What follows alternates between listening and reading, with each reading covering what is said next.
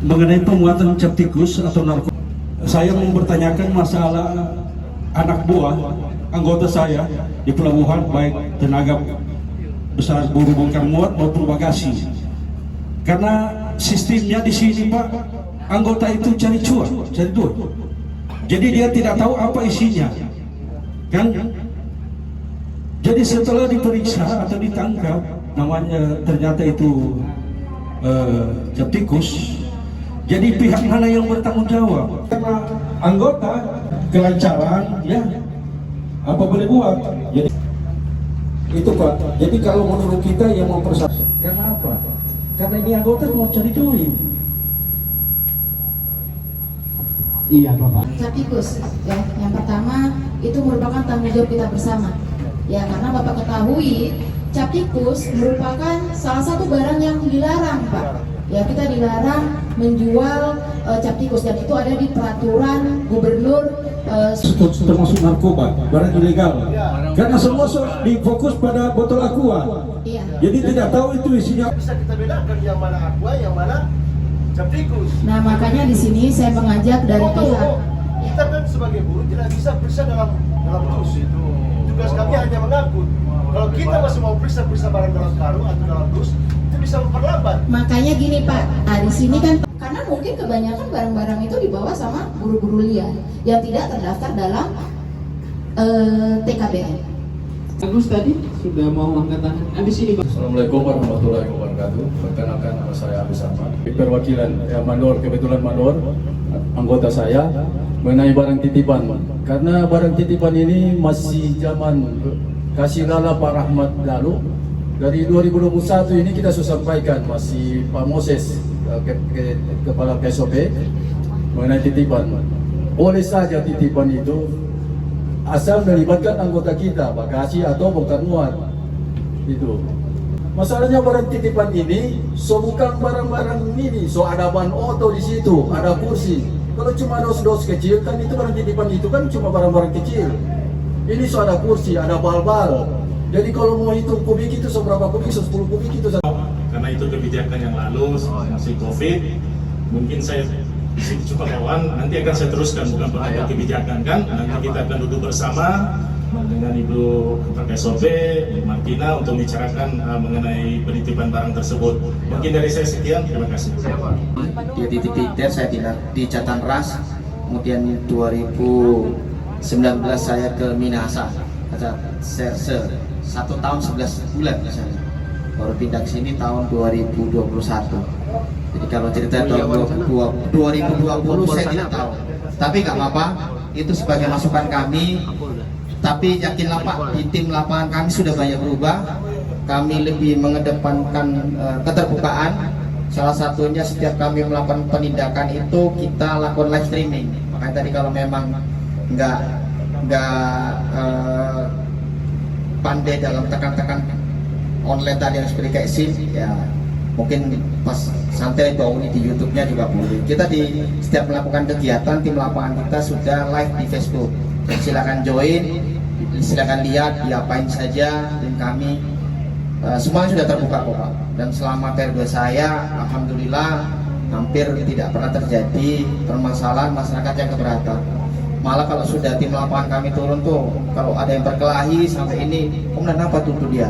Malah dia menyerahkan diri, ujung-ujungnya minta foto. Tapi dia di kantor juga kita akan langsungkan mediasi, berdamai, musyawarah, tercapai. Nah selama ini yang terjadi seperti itu, hampir tidak pernah terjadi pelakunya sampai lari itu enggak. Malah kalau ada ribut-ribut berkelahi, tim datang, kenapa dia kemudian? Nah nanti begitu timnya otorita, tim Bravo, Charlie ataupun Delta malah ngajak foto. Nah ya sudahlah, bagus-bagus lah. Nah, tapi di kantor juga nanti kita damaikan. Dan hampir semua kejadian-kejadian di sini juga sudah kita dokumentasikan dengan lengkap. Di periode saya upayakan semaksimal mungkin tidak ada hal-hal yang merugikan masyarakat. Kalaupun ada silakan konten ke saya, sampaikan ke saya, pasti akan saya tidak lanjuti. Sama yang Bapak Nando sampaikan, pasti nanti kami akan anep. Kami di Sabtu itu tim lapangan malam minggu itu saya anep. Kamu ngapain aja? Kamu kemana? Kok nggak masuk kamu? Kamu nangkap apa? Paketmu apa? Saya tanya semua. Termasuk yang Pak Nando sampaikan nanti akan saya sampaikan di rapat anep di khusus tim lapangan Sabtu. Terima kasih Pak Nando, nanti hasilnya coba saya share ke Kapolsek supaya nanti ditunjukkan ke Pak Nando. Ini loh, Kasatgas sampaikan apa yang Pak Nando sampaikan cuma bercerita. Di Sabtu saya sampaikan, saya rekam arahan saya kepada anggota, nanti tak kasihkan Pak Kapolsek supaya diteruskan Pak Nando. Nanti biar tahu, oh iya bener, tadi Pak Kasatgas saya nggak ngarang-ngarang maksudnya. Ya, supaya jadi evaluasi kita bersama. Kita sama-sama menjadi lebih baik. Terima kasih. Barangkan di terminal penumpang nih. Ini kan terminal penumpang berarti untuk khusus penumpang, bukan untuk barang. Ya kan? Kalau sudah ada nanti kursi ban ini apa nih? Gudang apa nih? Berarti ini gudang atau terminal kan gitu. Jadi kalau mau ada masalah kebijakan waktu COVID, ini kan bukan zamannya COVID lagi. Ya, jadi sudah dicabut aja itu ya kan? Kan bukan COVID lagi sekarang. Jadi kami juga terganggu loh. Kami juga kena komplain dari penumpang. Pak, kami mau lihat terminal kok ada ban-ban dengan kursi-kursi di sini. Ya udah, kamu duduk aja di situ. Mungkin disediain untuk tempat duduk di sini. Aku bilang, kan? Karena apa? Saya juga, gimana? Saya sudah bilang, kami juga nanti akan menyurat ke pemilik kapal agar nanti barang titipan ini kan tetap dimuat di kapal nih. Jadi kan Bapak bilang harus dimuat dengan TKBM. Saya juga setuju itu. Saya setuju. Karena kenapa? Ini kan ABK kapal ini nggak bisa jadi TKBM. Seandainya ABK kapal buat ke kapal barang jatuh di kapal, siapa yang disalahkan? Padahal ini panggil Bung Ketua. Karena ini ABK kapal bukan TKBM. TKBM artinya kan tenaga kerja bongkar muat ya kan? Ya harus mereka lah yang berwenang buat ini barang. Itu menurut saya, ya pengalaman saya di kelas 1 Bitung dan di kelas utama di Makassar seperti itu. Tidak ada itu ABK buat barang, kecuali barang-barang makan di dalam kapal. Itu wewenang mereka. Tapi kalau namanya barang titipan itu apa? Barangnya orang kan? Barang penumpang yang tidak berangkat, cuma dititip aja. Sama dengan orang yang berangkat. Gitu. Jadi kalau permintaan saya ke KSOP, ya dicabut aja lah itu izinnya. Supaya agak rapi sedikit lah pelabuhan kita ini. Ya kan, kalau bukan kita, siapa lagi yang bikin rapi ini pelabuhan kita? Gak mungkin dari pasar 45. Ya.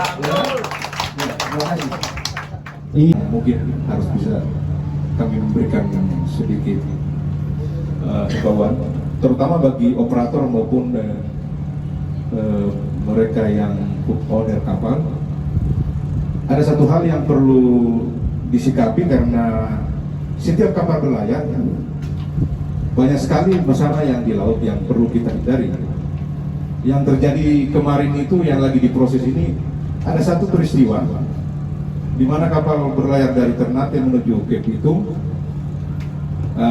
tujuan ke Manado sebenarnya, tapi peristiwanya di Bitung. Dia nabrak kapal nelayan. Nah, yang seperti ini maksudnya kalau bisa segera mungkin tiba di tempat tujuan, segera melapor kepada sebandar setempat. Kita tahu bahwa dalam non pelayaran kita akan berhadapan dengan hukum dan tidak terlepas dari apa yang jadi tanggung jawab sebagai operator atau yang punya kapal, owner kapal harus mempertanggungjawabkan. Untuk itu maka dihimbau setiap peristiwa di laut agar segera melakukan, diupayakan dicari Pak, dicari kalau memang itu merasa nabrak orang atau nabrak kapal, lakukan putar kembali di mana koordinat tadi terjadi peristiwa itu, dicek dulu.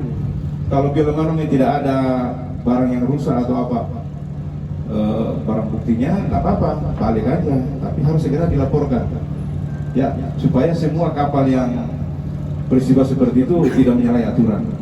Itu yang pertama. Saat ini saya sudah berada dengan Kapolsek KP3 Polresta Manado, Ibda Bintang. Selamat pagi Pak, bagaimana untuk pertemuan dialog bersama masyarakat hari ini? Untuk dialog hari ini berjalan lancar. Jadi untuk partisipasi masyarakat dinilai sangat antusias ya. Ya. Karena dalam hal ini banyak isu-isu yang bahkan dari luar isu pelabuhan. Ada permasalahan SIM dan sebagainya.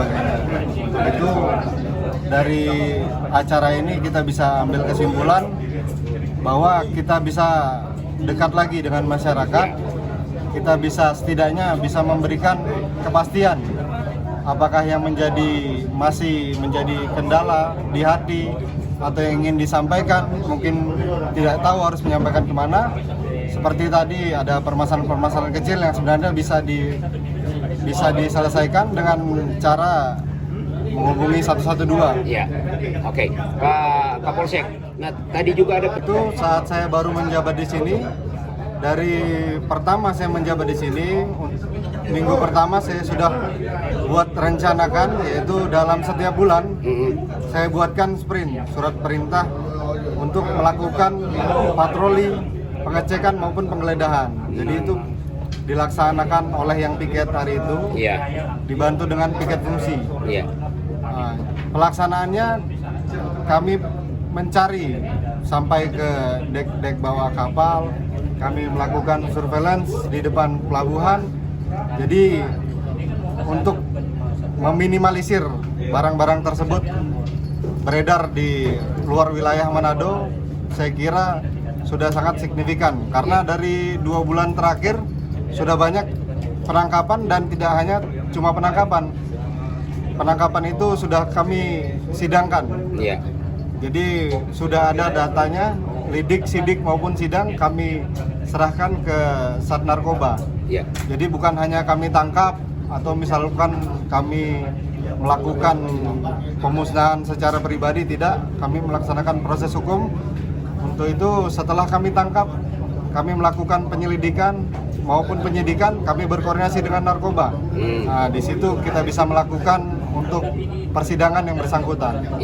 Jadi saya rasa untuk meminimalisir dalam hal ini barang-barang ilegal, salah satunya yaitu cap tikus, sudah saya keluarkan surat perintahnya. Oke, terakhir. Dalam hal ini, dalam pertanyaan tersebut, bukan cuma buruh bagasi, Pak. Jadi kita rasa siapapun masyarakat yang ada di pelabuhan, maupun di luar pelabuhan yang mengetahui info tentang apapun, apabila dia adalah salah satunya diduga melakukan pidana, ataupun dia DPO, daftar pencarian orang, ataupun dia baru selesai melakukan tindak pidana, kami langsung mencegat. Contoh, pernah terjadi permasalahan di salah satu Polres di Kepulauan sana.